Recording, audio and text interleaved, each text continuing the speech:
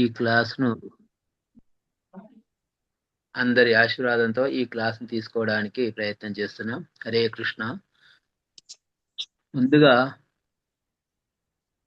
శ్రీల ప్రభుపాదికి మరియు మన గురువులకు, శిక్షా గురువులకు ప్రణామం అర్పిస్తూ ముందు గతంలో మనము భగవద్గీత క్లాస్ నేర్చుకుంటూ 2.15 వరకు నేర్చుకున్నాం. ఇప్పుడు 2.16 భగవద్గీతలో నేను ఒకసారి చదివి చదువుతాను, తర్వాత మీరు ప్రాక్టీస్ చేద్దరు కానీ.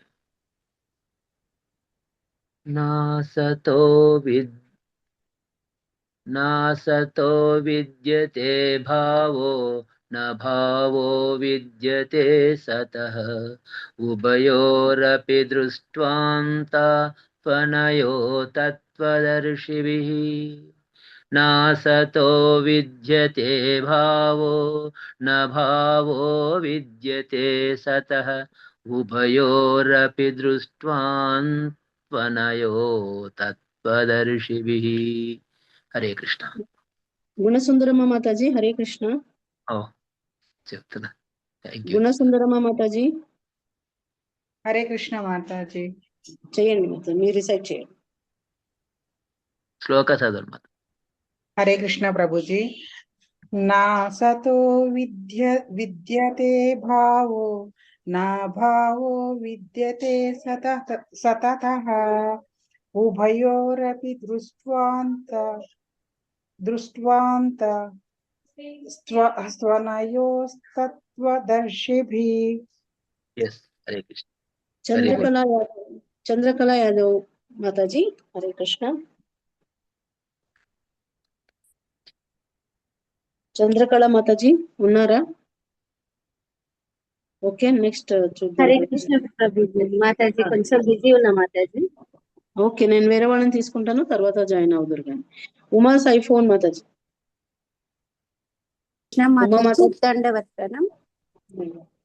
నాసతో విద్యతే భావో న భావో విద్యతే సతః ఉభయోరపి దృష్ట్వాంత త్వనయోస్తత్వదర్శిభిః. హరే కృష్ణ. మాతాజీ thank you so much. Bolla Venkatesham ప్రభు. వెంకటేశం ప్రభు హరే కృష్ణ.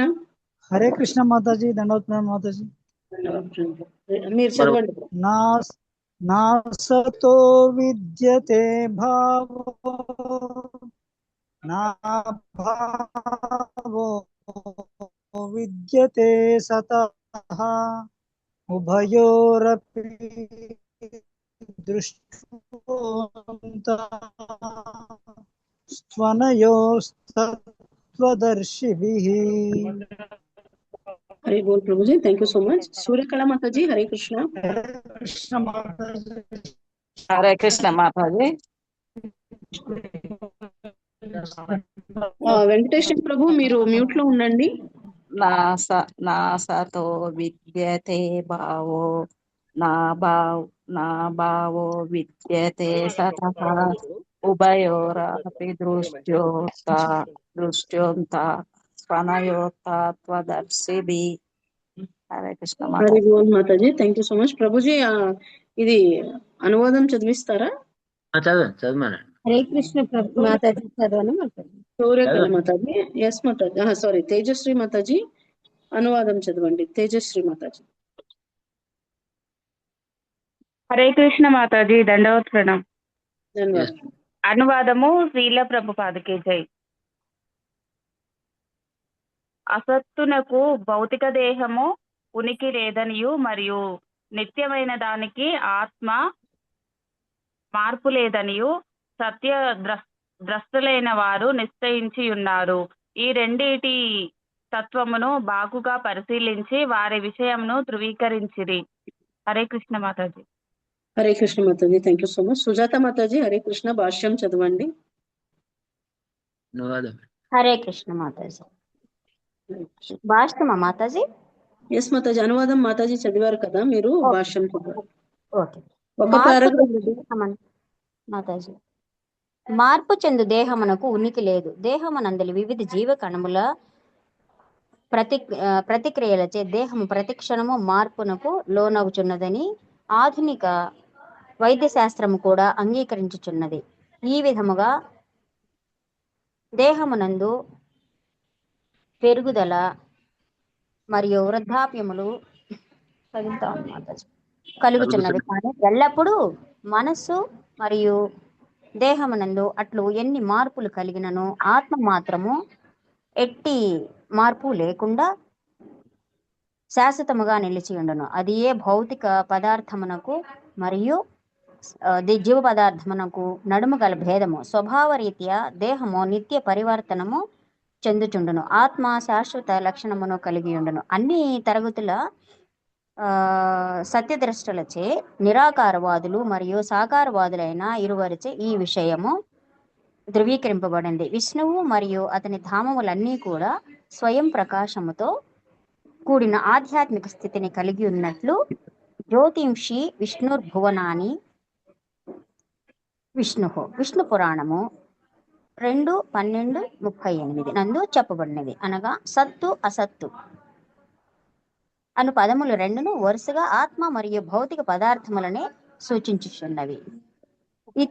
ఇది సత్యద్రష్టలందరి అభిప్రాయం. హరి బోల్ మాతాజీ. Thank you so much. Pavani మాతాజీ, కే పావని మాతాజీ, సెకండ్ పారాగ్రాఫ్ చదవండి. హరే కృష్ణ మాతాజీ దండోత్ ప్రణాం. హరే కృష్ణ ప్రభుజీ దండోత్ ప్రణాం.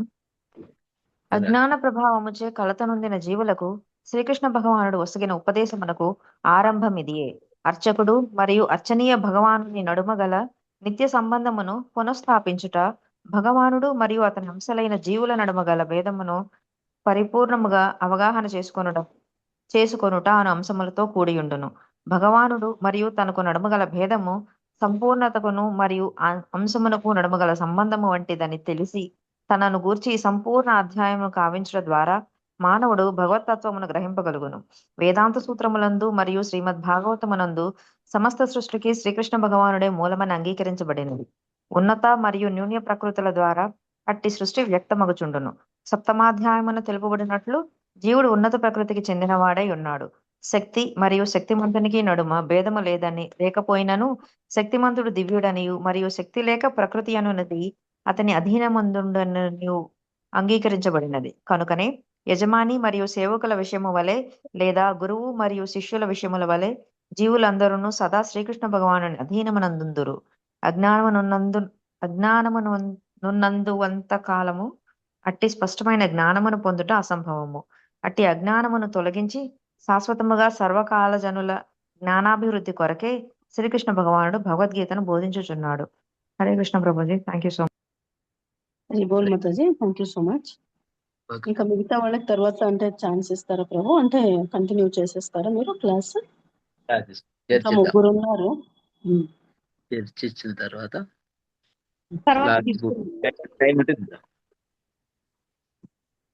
ఇక్కడ భగవానుడు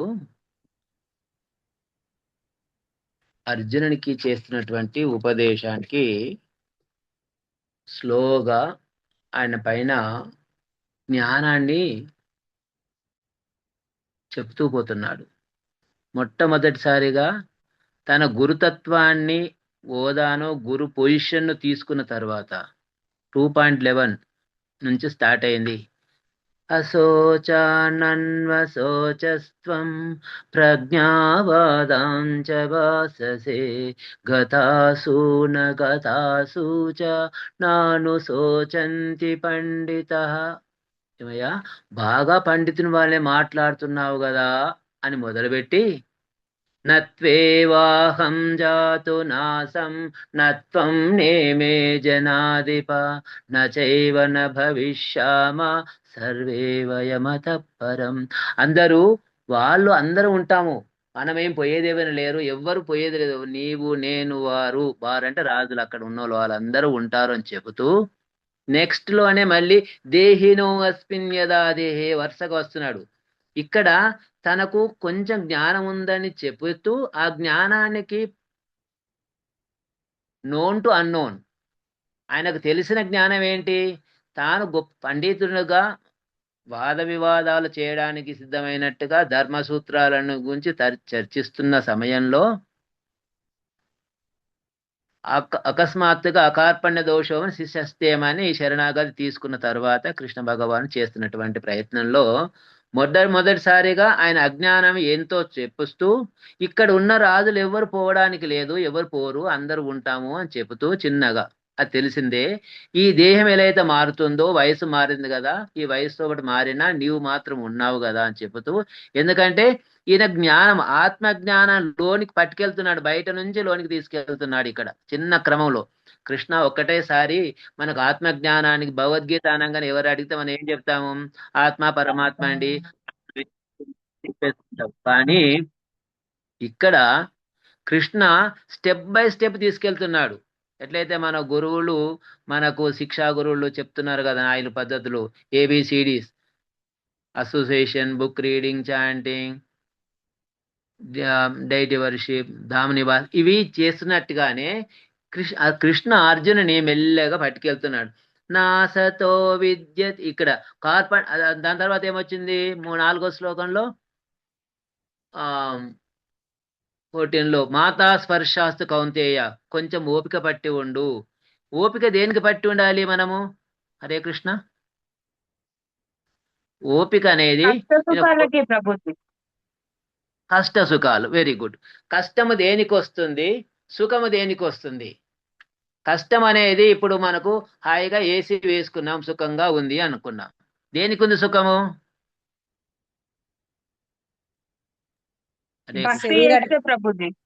శరీరానికే. ఈ శరీరానికి ఉంది. బాగా ఉబ్బరిస్తుంది, ఉడకపోతుంది, ఎండ బాగా ఉంది. ఎండ తలిగే దేనికి? శరీరానికి. నీవు గిన్న ఈ ఎండ, వేడి, ఈ చలి, గాలి, ఈ సుఖము, ఈ దుఃఖము, అనుకూలము, ప్రతికూలము అనేటివి బాహ్య శరీరానికి ఉన్న సంబంధానికి మాత్రమే. గురు ద్రోణుడు శరీరత ఆయన గురువు. భీష్మ మహాత్ముడు ఆయనకు శరీర పరంగానే తాత అవుతాడు, కానీ ఆత్మపరంగా కాడు. అది చెప్పలేక మెల్లగా పట్టుకొస్తున్నాడు. ఏంటి, నీకు బాగా జ్ఞానం ఉందని చెప్తూ మళ్ళీ ఇట్లా ఏడుస్తున్నావు అంటూ, వీళ్ళు ఎవరు పోవడం లేదని, నీ దేహం మారినా నువ్వు మారడం లేదని చెప్పుకుంటూ వచ్చి మాతా స్పర్శాన్ని ఇక్కడ ఇంకా దించుతున్నాడు. ఇక్కడికి ఇక స్టార్ట్ అవుతుంది ఆత్మజ్ఞాన ప్రబోధం. ఇదే నా సతో విద్యతే భావో న భావో విద్యతే సతః. నా అసత్. అసత్ అనేది పర్మనెంట్ కాంది, మార్పు చెందేది, శాశ్వతంగా లేనిది అసత్ అంటే. సత్ అంటే శాశ్వతమైంది. అశాశ్వతమైంది ఉన్నట్టు కనబడుతుందట. విచిత్రం ఏంటంటే ఉన్నది ఉన్నట్టు కనబడుతుంది, ఉండేది లేనట్టు కనబడుతుంది. అది చాలా డేంజర్. కన్ఫ్యూజన్ ఇక్కనే ఉంది మనకు. అర్థమవుతుందా? ఉన్నదేమో మనకు అశాశ్వతమైంది, అశాశ్వతమైందే ఉన్నట్టు కనబడుతుంది. ఈ శరీరం అనేది అశాశ్వతమైంది, ఇది మనకు ఉన్నట్టు కనబడుతుంది. పోతే అది పోయింది అనుకుంటున్నాం, కాదు. అందు లోపల ఉన్నటువంటి ఆత్మ నీకు కనబడతలేదు. నా భావో కనబడలేదు, ఉన్నట్టుగా నీకు విద్యతే, అది ఉంటది సతహ.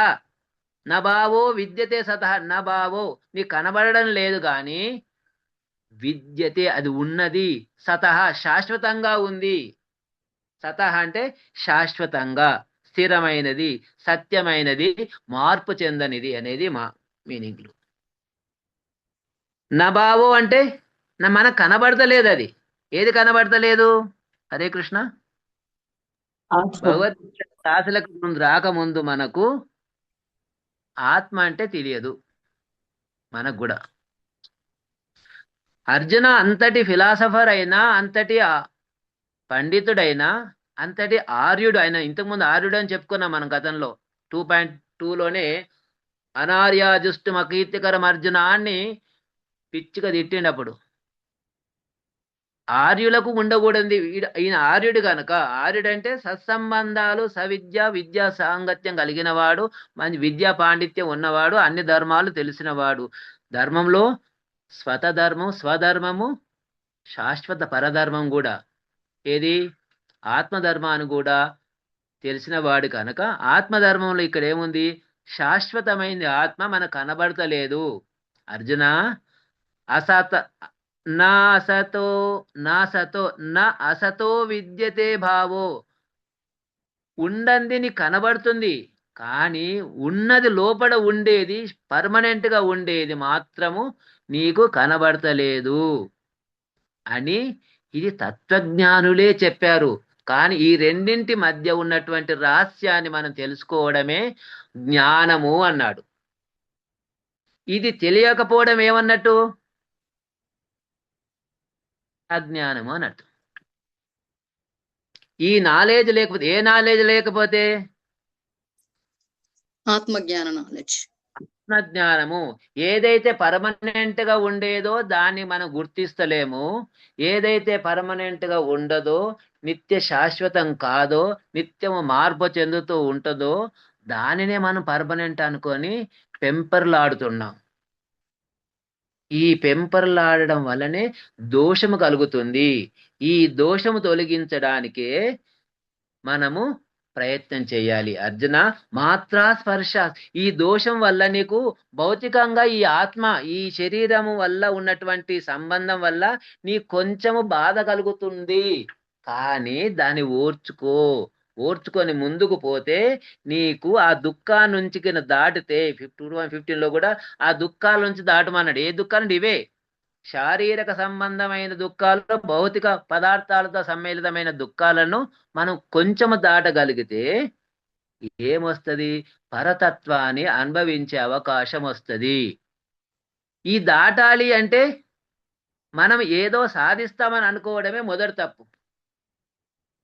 సాధిస్తామని అనుకోవడానికి రూట్ కాస్ ఏం తెలుసా? మనం భోక్తలం కావాలని పెంపర్లాడము. నేనే పెద్దవోని, నేనే గొప్పవాణ్ణి, నేనే బాగా విజయం పొందాలి అనేది. నేను అనేది ఎక్కడికి వచ్చింది నీకు? నీవేంటి? What you are? జీవుడు ఏంటి? ఆత్మ ప్రభుజీ. నో, జీవేరా నిత్య కృష్ణదాస్. జీవుడు పుట్టిన ఈ చరాచర జరులన్నీ ఆ జగన్నాథునికి దాసులు మాత్రమే. ఆ దాసత్వం అని మనం మర్చిపోయి భోక్తగా మనము ప్రయత్నం చేయడంలోనే చేసినటువంటి తప్పిదనం. అర్థమవుతుంది కదా? మనము భోక్తలం అనుకున్నప్పుడు ఈ భోక్తని భోజనం చేయడానికి అవకాశం లేకపోతే ఏడుపు వస్తుంది. ఏమొస్తుంది? మనం ఏదైతే విజయం సాధించాలి అనుకున్నామో, విజయం దేనికి వస్తుందండి? ఈ శరీరం పట్ల ఉన్నటువంటి మోహం ఒకటది. ఈ శరీరం పట్ల ఉన్న వాంఛ, కామం కావచ్చు, అది పొందాలి అన్న కోరిక, ఇచ్చ కావచ్చు. ఆ పొందాలి అనేది పొందేది ఏది? నిజంగా ఆత్మ పొందుతుందా? ఆత్మ ఎప్పుడు సర్వేశ్వరుని సేవలోనే శాశ్వత ఆనందాన్ని పొందుతుంది. ఆత్మ కావలసింది ఆత్మజ్ఞానం, ఆధ్యాత్మ జ్ఞానానికి కావలసింది ఆధ్యాత్మిక లోకంతో ఉన్న సంబంధం కావాలి. కానీ ఈ మురికి కుంపలతో ఉన్నటువంటి సంబంధానికి ఆత్మ శాంతించదు, ఆత్మ ఆనందించదు. ఈ శరీరమే ఆనందపడుతుంది. ఇలాంటి ద్వంద్వము నుంచి మనము విముక్తి పొందితే తప్ప మనకు శాంతి ఉండదు. దీనినే ఈ సత్ అసత్తులను మనకు విష్ణు పురాణం నుంచి ఏం చెప్తారంటే, ఖచ్చితంగా కేవలం సత్ అంటే ఆత్మ, అసత్ అంటే భౌతిక పదార్థమే అని చెప్పింది. ఇక్కడ కృష్ణ కొంచెం మెల్లగా చెబుతూ పోతున్నాడు కనుక ఒకటేసారి అర్థం కాదని. సత్ అంటే సత్తు అనేది కనబడతలేదు నీ, కానీ అసత్ అనే దాన్ని నువ్వు భావం పెంచుకున్నావు అర్జున, దాన్ని కొంచెము పక్కకు పెట్టు. ఎందుకంటే ఈ రెండింటి గురించి తెలిసిన వాళ్ళు దృష్ట్వాంతం. ఇక దృష్ట్వాన పదాన్ని కూడా మనము విపులీకరించుకోవాలి, కొంచెం బాగా తర్జిస్తుంది. దృష్ట్వా అంటే ఏంటండి? దృష్టి అంటే ఏమనుకున్నారు మీరు? హరే కృష్ణ. చూపు, చూడడం. చూడడం చూడడము అంటే మనం మనిషిని చూసినాము, దాని దృష్టి అనొచ్చా? పుస్తకాన్ని చూసినాము, దృష్టి అనొచ్చా? దేవుని చూసినాము, దృష్టి అనొచ్చా? దేవుణ్ణి చూసినప్పుడు ఏమంటాం? దేవుని చూసి వచ్చినామంటామా? ఏమంటాం? దర్శించాము. దర్శించుకున్నాము అంటాం. ఎందరు దర్శించుకుంటారో తెలియదు, కానీ ఇక్కడ 3 పదాలు ఉంటాయి: చూడడము, గమనించడము, దర్శించడం. మనం చూసి జస్ట్ లుక్ అట్లా చూసాం అంతే. అదేంటో ఇది చిన్నది, ఇది పెద్దది, అయిపోయింది. అది దాని గురించి పెద్దగా మనం పట్టించుకోము. కొంచెము అది మనకు పనికొస్తుంది, అది పనికిరాదు, దీన్ని మనం ఉండాలి లేదని గమనించినప్పుడు అండర్స్టాండింగ్కి వస్తుంది. దెన్ అప్లికేషన్ ఎప్పుడు వస్తుంది అంటే, పరమాత్మ కనుక పరమాత్మకి ఏం చేయాలి? మనము సెల్ఫీ తీసుకోవాలి అక్కడ నిలబడి, దర్శించాలి, మోకరిల్లాలి. ప్రభు కనబడంగానే ఏం చేస్తాడు శిష్యుడు, సేవకుడు? మోకరిల్లుతాడు. మొదలు చేయాల్సిన పని ఏంటి తెలుసా? ప్రణామం అల్పించడమే. మీరు మిలిటరీ కూడా చూడండి, బాస్ కనబడనే they must go and first salute. Without salute no talk, no argument, no discussion. ఇక్కడ మనం ఎందుకు మర్చిపోతున్నాము? ఒక్కసారి చెప్పగలరా? ఎందుకు అంటే ఈ శరీరం అనే భౌతిక పదార్థ మమకారంలో మగ్గిపోయి అసలు జ్ఞానం మీద మనకు ఏం కప్పింది? మాయ, భ్రమ కప్పింది. ఓకే, దాన్ని తొలగించడానికి మనకెవరు? ఇక్కడ కృష్ణ అర్జునునికి దగ్గర కూర్చుని చెప్తున్నాడు ఎంత మంచిగా. మరి మనకెవరు ఉన్నారండి? గురువులు. Very good. ఈ అజ్ఞానాన్ని తొలగించడానికి కృష్ణ మనకు సాధ్యం కాదు. కృష్ణ మనకు, ఎందుకంటే మనం కృష్ణను దర్శించుకునేంత అర్హత లేకపోయినా కృష్ణ యొక్క అంశాలు, శక్త్యావేశ అవతారాలు కదా వీళ్ళందరూ. గురువులందరూ శక్త్యావేశ అవతారాలు. ఒకసారి యాస్టకొస్తే ఆయన దిగొస్తాడు. బిల్డింగ్ మీదకి పిల్లవాడిని పిలిచాడు, పిలిస్తే రాలేదు. వాచ్మెన్ పంపించాడు, రాలేదు. తానే ఉరికి వస్తాడు కిందికి. అదే మహాప్రభు అవతారం. అరే వీడిని పిలిచిన వస్తువులు వీడెవర్రా, వీడికి ఏమైంది ఇంతకు అని మహాప్రభువే పరిగెత్తుకొని భూమి మీదకి వచ్చేసాడు అవతారం తీసుకొని. శక్తి అవతారంలో వీళ్ళని పంపిస్తుంటాడు. ఓం అజ్ఞానతిమిరాంధస్య జ్ఞానాంజన శలాకయ చక్షుర్మిలితం యేన తస్మై శ్రీ గురవే నమః. అలాంటి గురువులకు ఒక నమస్కారం. వీళ్ళేం చేస్తారు? మనం శిక్ష మొదటి శ్లోకం చెప్పండి ఎవరైనా. శిక్షాష్టకం. అరధావా నలలీడలోక త్రాణాయ కారుణ్య ఘన ఘనత్వం ప్రాప్తస్య కళ్యాణ గుణార్ణవస్య వందే గురో శ్రీచరణారవిందం. ఆ కృష్ణుని రోల్ ప్లే చేస్తూ మనను భవసాగరం నుంచి దాటించడానికి ప్రయత్నం చేస్తున్న ఆ గురువుల పాద చరణాలకు వందే గురు చరణారవిందం అని అంటాం. ఇక్కడ మనము విష్ణు తత్వాన్ని తెలుసుకుంటూ విష్ణువు యొక్క ఆ అటాచ్మెంట్ ఎందుకు అంత ఆయన ఇంత కూర్చుండబెట్టుకు మెల్లగా చెబుతున్నాడు, అంత డీటెయిల్ గా ఆయన బుజ్జగించి చెప్తున్నంత విధిగా చెప్తున్నాడు. ఎందుకని? ఇక్కడ తండ్రికి పిల్లల పట్ల ఏ వాత్సల్యం ఉంటుందో, బిడ్డ జీవుడు అనేవాడు పరమాత్మను చేరడానికి ప్రతి క్షణము అసలు జీవుని కన్నా ఎక్కువ పరమాత్మనే తపన పడుతుంటాడు. వీడు ఎప్పుడు వస్తాడా ఎప్పుడు వస్తాడా ఎప్పుడు వస్తాడా అని. మనమేమో ఎప్పుడు తప్పించుకుందామా ఎప్పుడు పోదామా అని మనం వెనుక చూస్తుంటాం. ఇది అజ్ఞానం అంటే. ఒప్పుకుంటారా అజ్ఞానం అంటే ఇది? అవును ప్రభుజీ. ఒప్పుకుంటారా లేదా? ఇంత జన్మ ఇచ్చి జీవులు 4 లక్షలు 84 లక్షల్లో నీకు ఒక వెరైటీ ఇచ్చి ఆ వెరైటీకి ఒక చాయిస్ ఇచ్చాడట. ఒరే కృష్ణనామాని హరినామ స్మరాన్ని జపం చేస్తే చాలట, ఈ భవసాగర్ నుంచి దాటడానికి అది ఈజెస్ట్ మార్గం అట. యుగధర్మం అదే కదండి, నిన్న క్లాసులో చెప్తున్నారు. యుగధర్మము హరినామ సంకీర్తనమే. ఇప్పుడు యజ్ఞయాగాలు దాన ధర్మాలు మనం తపోదిష్టలు చేయలేకపోయినా మన బతుకు చాలా చిన్నది కదా. అందులో హరినామ స్మరణ చేయడానికన్నా కూడా చేయలేకపోతున్నారని ఈ హరినామ స్మరణ ఎత్తుకొచ్చి మనను గుచ్చి గుచ్చి కూర్చునబెట్టి ఉజగించి ప్రసాదం పెట్టి తీర్థయాత్రకు తీసుకెళ్తూ మరి గొర్రెలను తీసుకెళ్ళినట్టే తీసుకెళ్తూ ఆ ప్రయత్నం చేస్తున్న ఆ గురువులకు మనము ఏం చేయాలి? ప్రణామాలు, సాష్టాంగ ప్రణామాలు. రుణపడి ఉండాలి. ఇక్కడ మనం అనుకుంటుంది ఏంటంటే ఈ విషయానికి ఇక్కడ కృష్ణ చెబుతున్నది మన కనబడుతున్నటువంటి శరీరము నా సతో విద్యతే భావో నా సతో అసతో అసత్ అయినటువంటి అశాశ్వతమైనటువంటిది నీకు కనబడుతుంది. కనబడుతుందా లేదా మీకు? అది కనబడే కదా భీష్ముడు ఎదురుగా ఉన్నాడు, కృష్ణుడు ఆయన ఎవరు కృపాచారి ద్రోణాచారి ఎదురుగా ఉన్నారు. వాళ్ళందరూ శరీరాలు. అవి ఏంటి కనబడుతుంది నాకు? కెన్ వి కిల్ ఆత్మ? ఆత్మను చంపొచ్చా? ఎందుకు చంపలేము? ఒక్కరు చెప్పగలరా? ఒక్కరు ఎందుకు చంపలేమని కృష్ణుడు చెప్పాడు. ఎందుకు చంపలేమండి?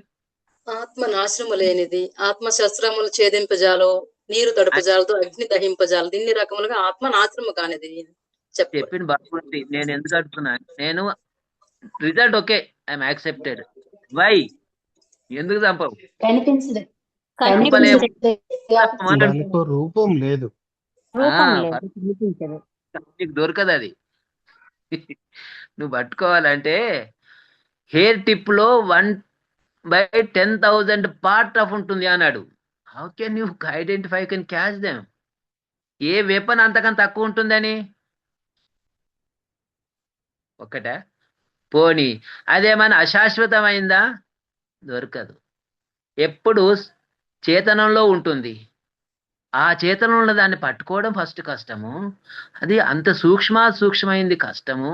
అది కంట్రోల్డ్ బై రిమోట్ కంట్రోలర్. ఎవరా రిమోట్ కంట్రోలరు? పరమాత్మ కంట్రోల్లో ఉంటుంది. పరమాత్మ కంట్రోల్లో ఉన్నదాన్ని నువ్వెవడిది దాన్ని కంట్రోల్ చేయడానికి అని పరమాత్మనే పక్కకుండి చెబుతున్నాడు కృష్ణ. నీవు ఒక్కటే అనుకుంటున్నావేంది? భోక్తారం నేను. ఏమన్నాడు? నకాంక్షే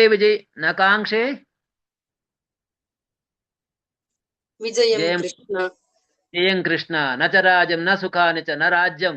ఎందుకు ఇవన్నీ? ఇవి రాజ్యాన్ని నేను ఆస్వాదిస్తానని అనుకుంటున్నావు కదా. ఈ ఆస్వాదన దేని వల్ల వస్తుంది? ఈ శరీరం వల్ల మాత్రమే ఆస్వాదన వచ్చింది. ఈ ఆత్మకు ఆస్వాదన లేదు. ఆత్మకు ఒకటే ఆస్వాదన ఏంటి? హరిని చేరడము, హరినామస్మరణ చేయడము, హరితో తాదాత్మ చెందడం తప్ప దానికి ఈ పట్టింపులు ఉండవు. భోక్తారం యజ్ఞ తపసాం సర్వలోక మహేశ్వరం సుహృదం సర్వభూతానాం జ్ఞాత్వా మాం శాంతిముచ్యతి అన్నాడు. మళ్ళీ ఇంకా తర్వాత చెప్తూ పోతాడు 5th చాప్టర్. మేము ఇప్పుడు ఎందుకు చెప్తున్నా అంటే మనకు అర్థం కావాలని. ఇక్కడ దీనికి అడిషనల్ ఏంది? ఆగు నాన్న, నీకు నిజంగా అది కనబడతలేదు. కనబడేదేమో నీకు అది ఉండదు. కానీ కనబడే దానికి కాకుండా కనబడే దాంతోని నీవే చాలా భోగించాలనుకుంటున్నావు. అది తప్పు, అది పక్కకు పెట్టు అంటున్నాడు. పెడదామా మరి? మనమేం చేద్దాం? పెట్టేదాని ప్రయత్నిద్దాం. చేయాల్సిందే. ఎందుకంటే ప్రయత్నిద్దాం. ఇక దుర్లభము, ఈ జన్మ ఇక దుర్లభమురా, సా జన్మ సద్గురుని గణరా, ఈ జన్మ ఇక దుర్లభమురా. ఈ మానవ జన్మ అనేది చాలా అరుదైనటువంటి ఒక అవకాశం. ఈ అవకాశానికి దయచేసి ఉపయోగించుకొని ఆ సద్గురు చరణాలను గీన పట్టుకోగలిగితే నీకు జ్ఞానము చెబుతాడు. ఏ జ్ఞానం చెబుతాడు?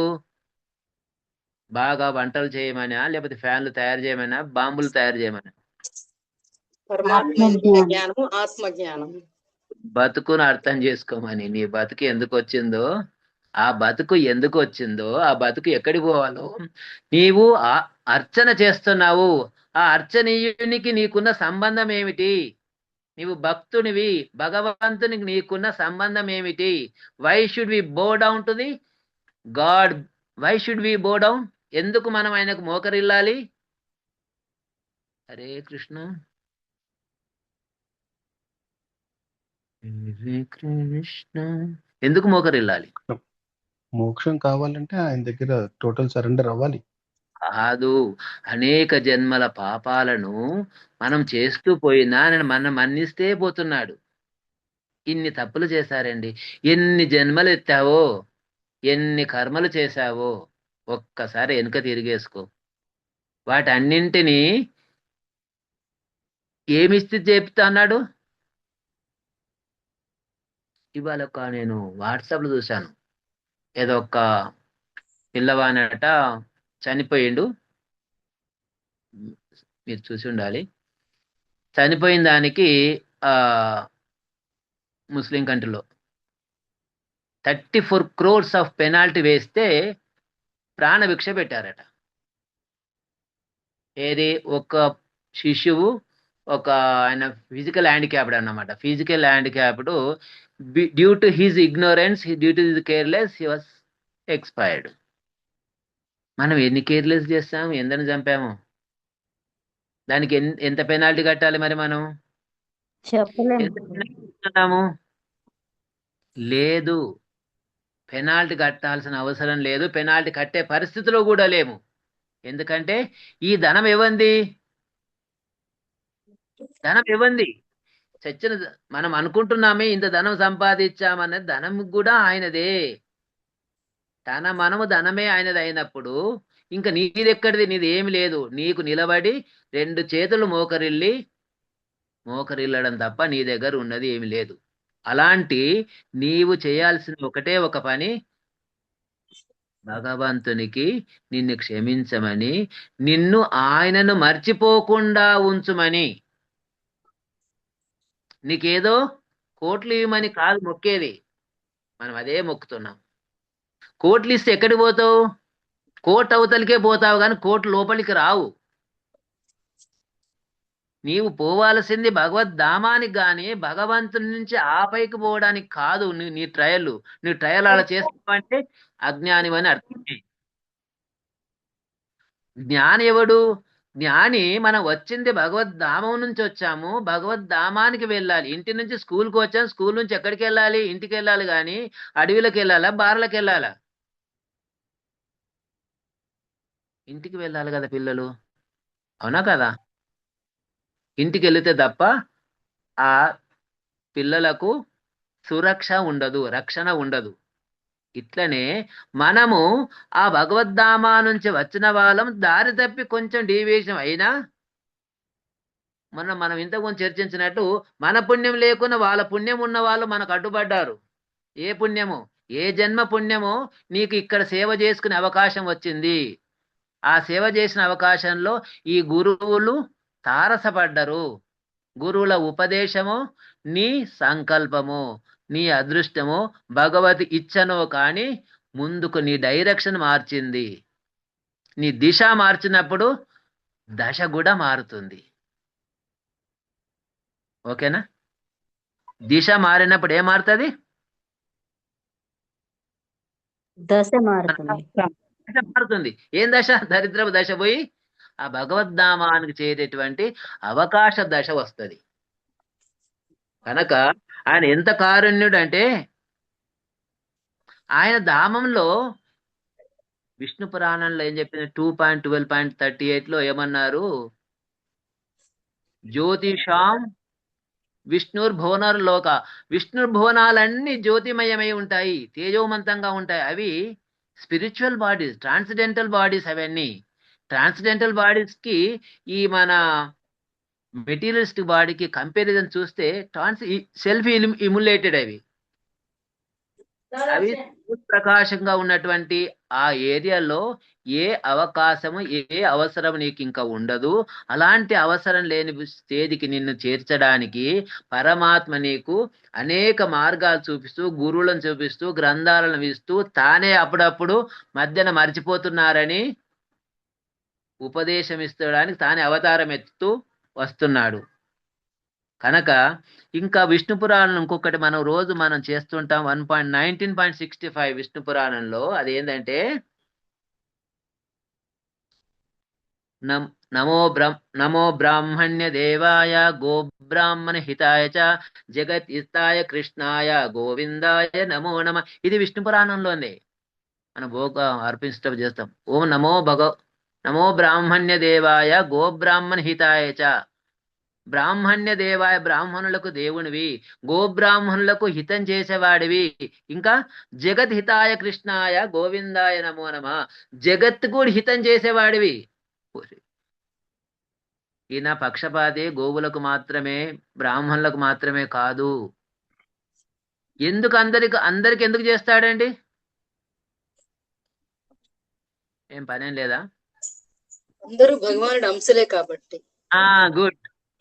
మమైవాంశే జీవలోకే జీవభూత సనాతన అన్నాడు.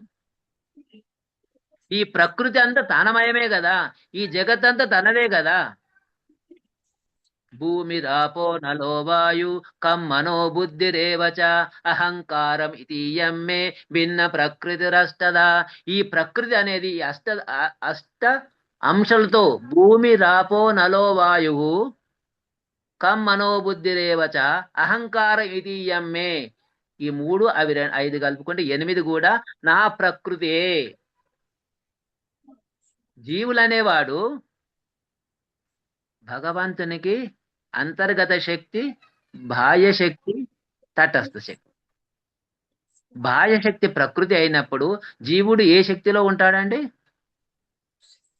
తటస్థ శక్తి ప్రభుజీ. అంతర్గత శక్తిలో తన స్వయం ప్రకాశమైన రాధారాణి శక్తి, అంతర్గత శక్తి, బాహ్య శక్తి మరియు తటస్థ. ఈ రెండింటి మధ్య ఉండేది తటస్థ శక్తి. అంటే ఈ బాహ్య శక్తి కన్నా పై స్థాయిలో ఉన్నటువంటిది జీవుడు. జీవుడు పై స్థాయిలో ఎందుకున్నాడంటే అట్లా డెడ్ లైన్ దగ్గర ఉన్నాడు. వాడు ఇటు వస్తే దామానికి వస్తాడు, అడిపోతే కొంప కొల్లేరైతుంది. ఇంకేమైతుంది? చాయిస్, యువర్ చాయిస్ అన్నాడు. జీవునికి ఒక స్వేచ్ఛ ఇచ్చి, జీవునికి ఒక స్వతంత్రం ఇచ్చి, ప్రజాస్వామ్యం, ఎటైనా ఓటేసుకో, ఎవరికైనా ఓటేసుకో. వీనికి ఓటేస్తే సుఖపడతావు, వానికి ఓటేస్తే ఈ సుఖాన్ని కరిగిస్తాడు. మంచిదే, వాడు కూడా ఇంకో సుఖం ఇస్తాడు. ఏ సుఖం? భగవద్ధామా అని తెలుసుకునే అవకాశం ఇస్తాడు. కష్టాలు బాగా వస్తే ఎవరిని తలుస్తాం? భగవంతుని, కృష్ణుని. అది కూడా సుఖమే కదా నిజంగా చెప్పాలంటే. అదే ప్రభు, అది కూడా ఒక రకమైన మనకు మేలే. ఏ మేలు? భగవంతుని గుర్తు చేసేటువంటి అవకాశము కూడా ఒక సదవకాశమే. కనుక ఇప్పటికే అయిందేమో అయింది, లేట్ అయింది, ఇప్పటికైనా లే అంటున్నాడు. ఏంది? నీ విద్యుత్ ధర్మాన్ని నిర్వహించడానికి. ఎందుకు చెప్తుండే ఇవన్నీ? తన విద్యుత్ ధర్మాన్ని, తన విధిని నిర్వహించడానికి లే అని అర్జునునికి హితబోధ చేస్తున్నటువంటి భగవంతుని ప్రయత్నం ఇది. హరే కృష్ణ. ఇక నాసతో విద్యతో, ఇక ఈ 2 పదాలు కొంచెం పట్టుకుంటే మనకు ఈ శ్లోకం చాలా ఈజీగా అర్థమవుతుంది. భావం కూడా మనకు బాగా అర్థమవుతుంది. ఏది? అసత్ అయినటువంటిది నీకు కనబడుతుంది, ఉండనిదే నీకు కనబడుతుంది, ఉన్నది మాత్రం కనబడతలేదు, ఉండేది మాత్రం కనబడతలేదు. ఇవే 2 జస్ట్ మీనింగ్. నా సతో విద్యతే భావో నా అసత్. విద్యతే భావో, ఉన్నది కనబడతలేదు, ఉన్నది కనబడుతుంది. ఏది? ఉండనిది. నా భావో కనబడతలేదు. విద్యతే సతః, శాశ్వతమైంది ఉండేది, శాశ్వతంగా ఉండేది, మార్పు చెందకుండా ఉండేది మాత్రం మనకు కనబడతలేదు. దానికి తెలుసుకోవడానికి ఈ రెండిటి తెలిసినట్టు తత్వజ్ఞానం చెప్పారు అర్జున. తాను చెప్తలేనన్ను చెప్తున్నాడు, ఇంకా ఎవరో చెప్పారు అర్జున. ఎందుకంటే ఇక్కడ గురువుగా తాను పరమాత్మగా ప్రకటించుకోలేదు. 11 చాప్టర్ ఇంకా కొంచెము తీవ్ర స్థాయికి వెళ్ళినప్పుడు రెచ్చిపోయి విశ్వరూప దర్శనం కూడా చేయిస్తాడు. కనుక ఈ క్వశ్చన్లో, ఈ స్టాంజాలో, ఈ శ్లోకంలో మనకు తెలుసుకోవాల్సింది ఏంటంటే, జీవికి శాశ్వతమైనటువంటి దాన్ని మనము ప్రిఫరెన్స్ ఇవ్వకుండా అశాశ్వతమైన దానికి ప్రాధాన్యత ఇస్తూ పోతే మనకు అజ్ఞానంలో కూడుకుపోతాము. అశాశ్వతమైన దానికి ప్రాధాన్యత ఇవ్వకుండా శాశ్వతమైన దానికి ప్రాధాన్యత ఇవ్వాలనేదే జ్ఞానము. మా జీవుల యొక్క స్థాయి ఏమిటంటే ఎప్పుడు భగవంతుని యొక్క దాసత్వాన్ని కలిగి ఉండాలి, ఒబీడియంట్ గా ఉండడానికి ప్రయత్నం చేయాలి. ఎందుకంటే మనము ఆయన ప్రతి క్షణము ఆయన ఆదేశాలను పాటించడానికి సిద్ధంగానే ఉండాలి తప్ప మనము మన ఇష్టం వచ్చిన చేయడానికి లేదు అని చెప్పడానికే ఇక్కడ కృష్ణ అర్జునుడికి ఉపదేశం ఇస్తున్నాడు. Hare Krishna. Any more doubts please? దీని మీద ఇంకేమైనా చర్చించదలుచుకుంటే